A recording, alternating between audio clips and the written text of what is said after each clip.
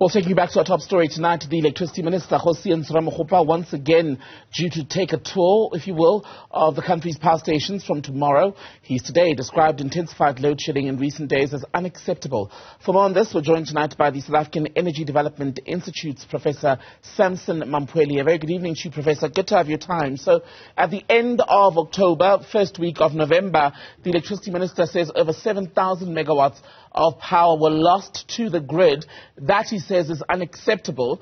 But has Eskom and the Minister, have they given reason enough for why there was that substantial loss in capacity? Good evening to you and the viewers. The biggest challenge has always been the breakdowns at Eskom power stations. This does not seem to be a problem that Eskom is able to deal with, especially in the short to medium term. Sometimes they are able to deal with the breakdowns, and then they lower the breakdowns, the number of breakdowns, and something happens, and then we go back to higher stages of breakdowns. I've been following the system quite well. We're sitting at the moment at about 17,000 megawatts in terms of breakdowns. And at some point, it was at about 14,000 megawatts. So that quick jump from 14,000 megawatts to 17,000 megawatts in terms of breakdown is what resulted in the loss that the minister has alluded to. And that is what resulted in him planning to visit these power stations again to see what is happening and what can be done to try and deal with the situation. What needs to happen then in those visits that the minister intends to make to power stations over the coming week? What needs to happen to make sure that they actually yield some sort of result, a benefit, if you will, for the country? So this problem is a problem of maintenance. I've checked the Eskom results dating back to 2018. And if you look at those results in terms of the maintenance of the coal fleet, it was about 10% planned maintenance. And that was very consistent from 2018 to date. And if you look at that and you look at the number of breakdowns that we have, it then means that we have much higher breakdowns than the planned maintenance by Eskom. And that is part of what the National Energy Regulator basically approves.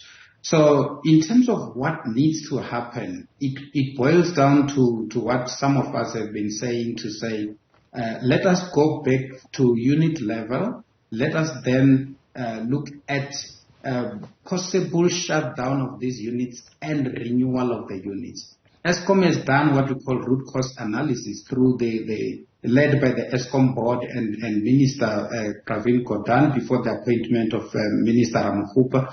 Minister Ramokgopa came in to implement the Energy Action Plan, which was then part of the root cause analysis that was done by Minister Kgosientso and the board. Mm-hmm. And we know from that point of view that there were 6 power stations that were identified as problematic. There was some amount that was associated with fixing those power stations, which was in the region of 200 billion rands.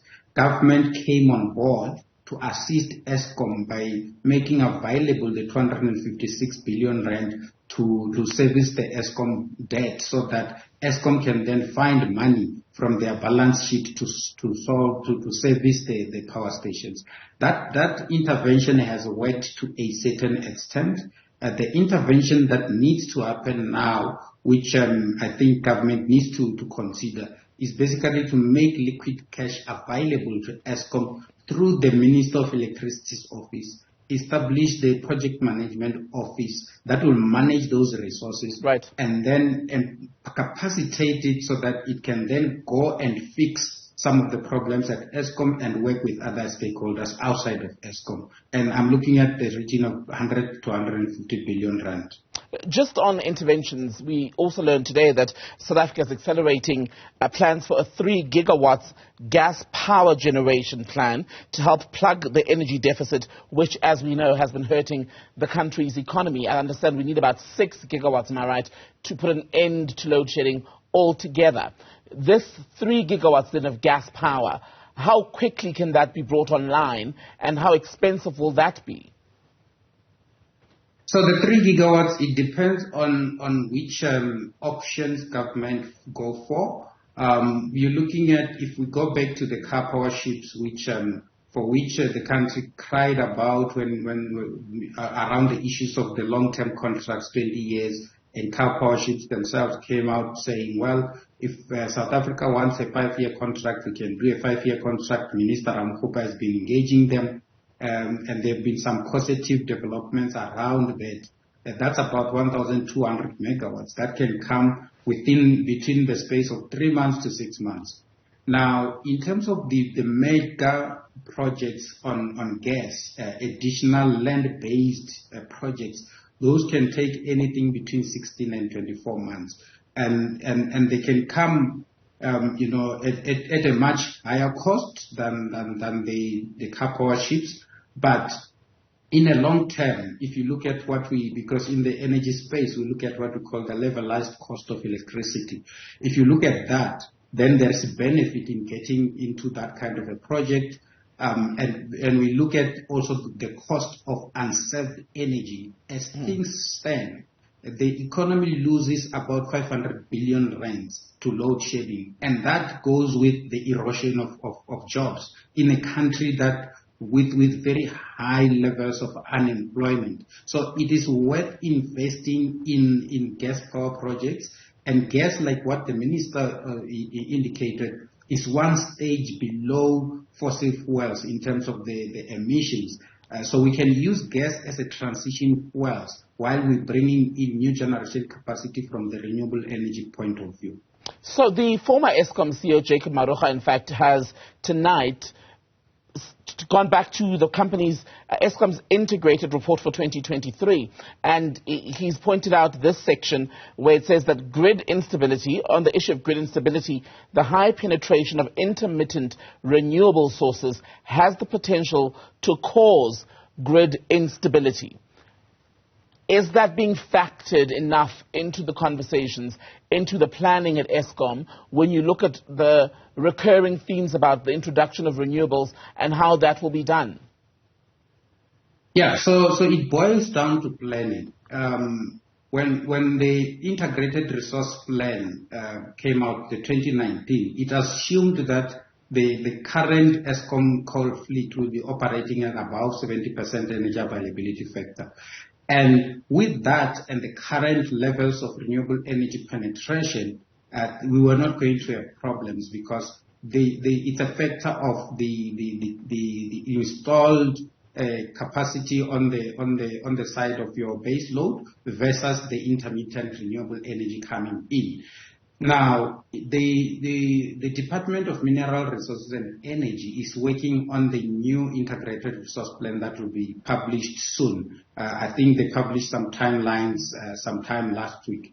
And based on that particular planning also takes into consideration the intermittent nature of renewable energy. It also takes into consideration what we call system adequacy and system stability as well. It can tell us at what level of renewable energy penetration are we going to have problems in terms of the grid stability. So all that is taken into consideration. The current situation is an abnormal situation where the planning talked about 70% energy availability factor, and the reality is that we started sitting at about going down to about 45-46% energy availability factor before the Minister of Electricity was appointed. And after he was appointed and working closely with Eskom and other stakeholders, we moved to close to 60% energy availability factor. So we need to, going forward in terms of our planning, we need to take those aspects into consideration. Right. There is need, and I agree with the minister, that we need to ramp up in terms of bringing in new generation capacity that can come in a short to medium term basis in the form of the gas to power plants, so that we can deal with some of those particular challenges. Our grid is also heavily constrained because we don't have grid capacity in areas where we've got large renewable energy projects, and some of the projects could not come online because of the grid capacity. So if we bring in the gas to power, and in the short to medium term, that 3,000 megawatts come on board, it will assist greatly in terms of our planning going forward to bring in renewable energy capacity. The minister indicated that by 2026, new projects will be coming online as well. We need to prepare for that as well. And just on the issue of planning, Professor Mamphweli, I want to go back to the earlier point, for example, around car power ships and the role that it could play in the country. There's been fierce resistance to the introduction of that from environmentalists. At this point, am I right to say that we cannot even rule out the possibility of further legal challenges on that score? And if those challenges do come through or do manifest, it raises the question of the certainty with which South Africa can bank on some of these plans around the introduction of gas, etc. Yeah, so there have been some resistance, quite a lot of resistance, by the way, when it comes to car power ships from the environmental groups. But from where we are seated, the question is whether government has listened to those environmental groups, and the answer is yes. So what happens in this particular situation is that the environmental groups are within their rights to raise the concerns around any particular project, not just only the car power ships project. Then those concerns must then be taken into consideration in the planning phase. Where we have things such as environmental management program that basically stipulates the concerns that were raised and how the company that is involved is going to respond to those particular challenges.